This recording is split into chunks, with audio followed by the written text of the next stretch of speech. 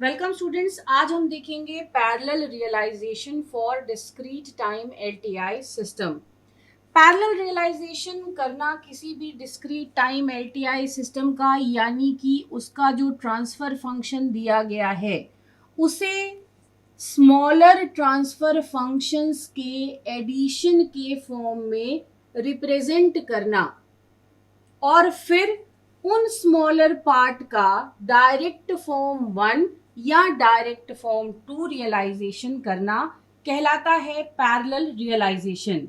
यानी इस केस में आपको जो ट्रांसफर फंक्शन दिया गया होगा वो बड़ा सा होगा। आप पहले उसे छोटे ट्रांसफर फंक्शंस के समेशन के फॉर्म में दिखाएंगे। इस काम को करने के लिए आप यूज करेंगे पार्शियल फ्रैक्शन एक्सपेंशन या पार्शियल फ्रैक्शन मेथड को। पार्शियल फ्रैक्शन मेथड को यूज करके हम उसे छोटे छोटे पार्ट्स में ब्रेक करेंगे, फिर उसके लिए लगाएंगे या तो डायरेक्ट फॉर्म 1 या फिर direct form 2। Generally direct form 2 को प्रेफर किया जाता है क्योंकि उसमें सर्किट रियलाइजेशन में आपको नंबर ऑफ कंपोनेंट्स कम लगते हैं। तो अब हम एक उदाहरण लेकर के देखते हैं कि ये पैरेलल रियलाइजेशन हम कैसे कर सकते हैं। मान लीजिए आपको एक ट्रांसफर फंक्शन दिया गया है H Z is equals to 3z 5z minus 2 numerator हुआ।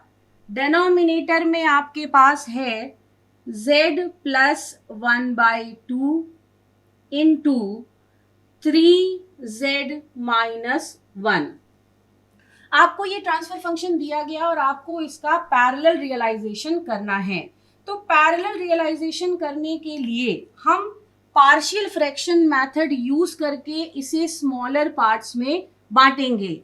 पार्शियल फ्रैक्शन लगाएंगे हम एच जेड अपॉन जेड पर। इस चीज का हमेशा ध्यान रखिएगा। जेड ट्रांसफॉर्म में जब भी आपको पार्शियल फ्रैक्शन लगाना है तो सीधा एच जेड पे नहीं लगाना, बल्कि एच जेड अपॉन जेड पे लगाना है। तो एच जेड अपॉन जेड जब हम इसे करेंगे और इसको सिंप्लीफाई करेंगे, सिंप्लीफाई करने के लिए हम न्यूमरेटर को अभी एज इट इज लिख रहे हैं यहाँ पर, और डिनोमिनेटर में ये z प्लस 1/2 है इसे लिखा, और चूंकि ये 3z माइनस 1 है तो इससे हम 3 को बाहर ले लेंगे। 3 को बाहर लेंगे तो ये यहाँ पर आ गया और ब्रैकेट के अंदर आ जाएगा z माइनस 1/3। इसके बाद ये ये 3 इस 3 को कैंसिल कर देगा। आपके पास इतनी इक्वेशन बचेगी एच जेड के लिए। जब आप एच जेड अपॉन जेड लिखेंगे तो आपको मिलेगा 5z minus 2 upon z plus 1/2 z minus 1/3। तो ये मिलने के बाद पार्शियल फ्रैक्शन करने के लिए, चूंकि इसमें आपको पहले से ही फैक्टराइज्ड टर्म्स दी गई हैं, प्राइम फैक्टर यूज करके फैक्टराइज हो चुकी हैं। अगर नहीं दी गई हो तो आप प्राइम फैक्टर लेकर के पहले उसे फैक्टराइज करेंगे फिर लिखेंगे। तो अब यहाँ पर आपके पास 2 टर्म्स हैं डिनोमिनेटर में।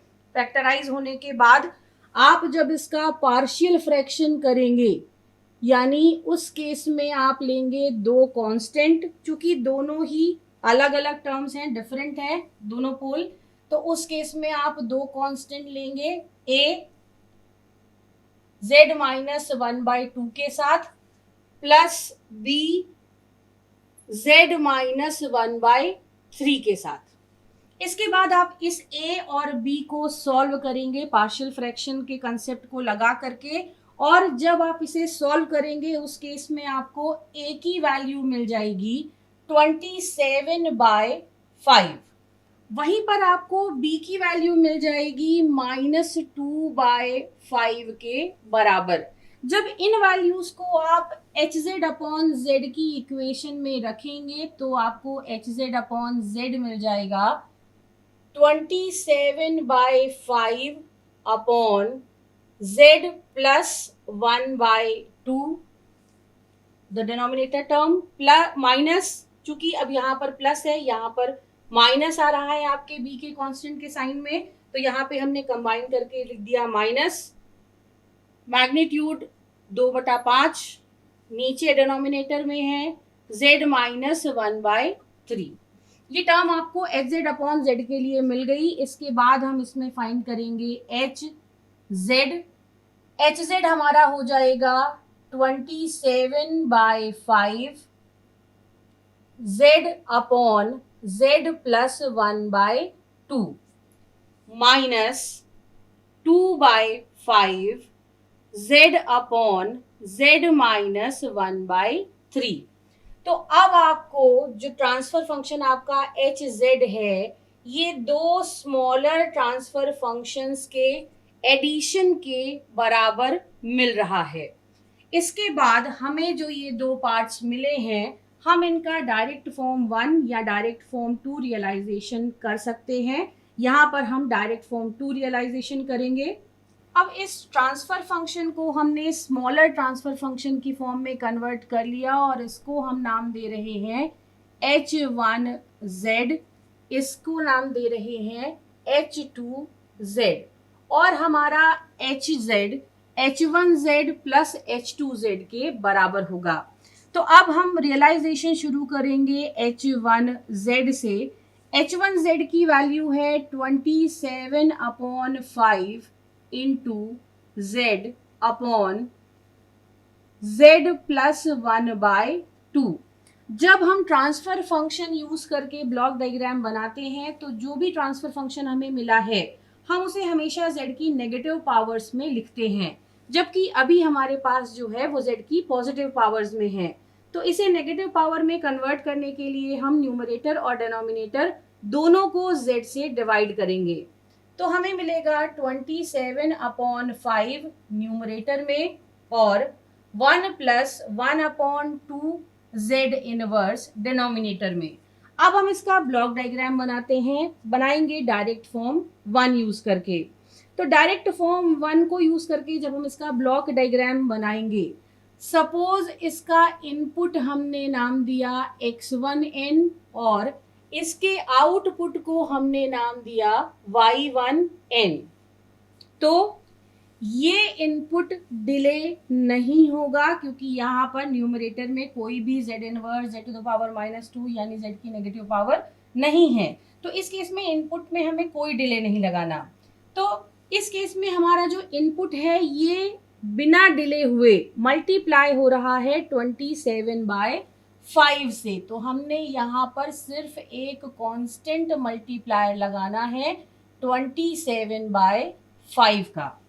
इसके बाद आउटपुट साइड की अगर हम बात करें तो आउटपुट में 1 यूनिट का डिले लगना है। तो हमने यहाँ पर 1 यूनिट का डिले लगा दिया। इसके बाद इस डिले के आउटपुट को हमें मल्टीप्लाई करना है 1/2 से, वो भी नेगेटिव साइन के साथ यानी कि -1/2 से। तो यहाँ पे हमने इसके आउटपुट को मल्टीप्लाई कर दिया -1/2 से। इसके बाद ये आने वाले सिग्नल के साथ ऐड हो जाएगा। आने वाला सिग्नल इनपुट साइड से आ रहा है क्योंकि ये डायरेक्ट फॉर्म 1 रियलाइजेशन है, दोनों आपस में ऐड होंगे और हमें मिलेगा आउटपुट। तो ये हमने h1z को रियलाइज कर लिया डायरेक्ट फॉर्म 1 में। अब हम h2z को रियलाइज करेंगे डायरेक्ट फॉर्म 1 में। तो h2z की जो इक्वेशन है वो है -2/5 z अपॉन z माइनस 1/3। इसके बाद z इनवर्स वाली टर्म इसमें जब हम लेकर आएंगे तो हमें मिलेगा -2/5 अपॉन 1 माइनस 1/3 z इनवर्स। इसको जब हम रियलाइज करेंगे तो इसमें भी इनपुट साइड पर कोई भी डिले नहीं है। तो जो इनपुट साइड पे है वो सिर्फ एक कांस्टेंट मल्टीप्लायर है, कांस्टेंट है -2/5। तो ये हमने कांस्टेंट मल्टीप्लायर बना दिया। आउटपुट साइड पर हमें एक डिले मिल रहा है। हमने इनपुट को यहाँ पर नाम दे दिया x2 और आउटपुट को नाम दे दिया y2। तो ये x2n ये y2n। आउटपुट साइड पर एक डिले है तो हमने यहाँ पर एक डिले बना दिया। अब इस डिले का जो आउटपुट होगा ये मल्टीप्लाई होगा 1/3 से। +1/3 से, क्योंकि यहाँ पर माइनस साइन लगा है तो इसे हमने मल्टीप्लाई कराया +1/3 से। इसके बाद ये जुड़ जाएगा आने वाले सिग्नल के साथ, तो ये हमने यहाँ पर एक एडर लगा दिया, दोनों इनकमिंग सिग्नल्स को जोड़ दिया और इसी से हमारा फाइनल आउटपुट हमको मिलेगा। तो अब हमने H1Z को बना लिया यहाँ पर और H2Z को बना लिया यहाँ पर। पैरेलल रियलाइजेशन के केस में जो रिजल्टेंट ट्रांसफर फंक्शन होता है वो दोनों ट्रांसफर फंक्शंस के एडिशन से हमें मिलता है। इस केस में दोनों सिस्टम या जितने भी सिस्टम आपने पैरेलली लगाए हैं उन सब के इनपुट सेम होंगे, यानी इस केस में x1n और x2n की वैल्यू आपको सेम मिलेगी और ये वैल्यू आपके सर्किट का एक्सटर्नल इनपुट होगा। वहीं पर जो आउटपुट्स हैं ये सारे के सारे आउटपुट आपस में ऐड होकर के, यहाँ पर एक एडर लगेगा, ये सारे आपस में ऐड होकर के हमें मिलेंगे आउटपुट पे और बनाएंगे फाइनल आउटपुट yn।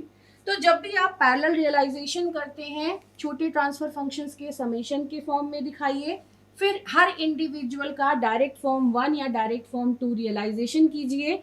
रियलाइजेशन करने के बाद सारे इनपुट्स कंबाइन हो जाएंगे और सारे आउटपुट्स आपस में जुड़ जाएंगे फाइनल आउटपुट को बनाने के लिए। तो इस तरह से हम करते हैं पैरेलल रियलाइजेशन एक डिस्क्रीट टाइम LTI सिस्टम का।